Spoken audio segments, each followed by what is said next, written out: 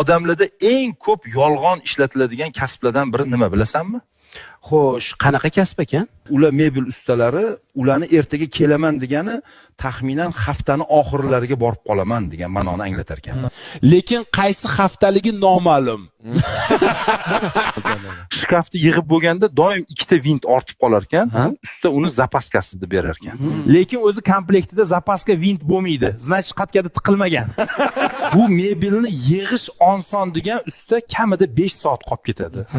O'shanda ham shkaf eshigi ochiladi, lekin yopilmaydi. Yopilsa ikkinchi tomoni ochiladi. Odamlar usta ketgandan keyin mebelga tegishga qo'rqishar ekan, go'yoki jonli narsadek.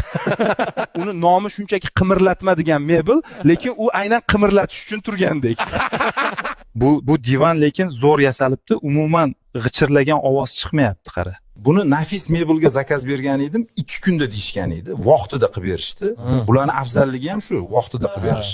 Puli qimmatmas ekanmi ish qilib? Ular sifatli yumshoq mebellarni o'zlari ishlab chiqarishar ekan, hamda nasiya savdoga ham berishar ekan. Menga yoqdi bu divan, mazza qilib yotaman endi.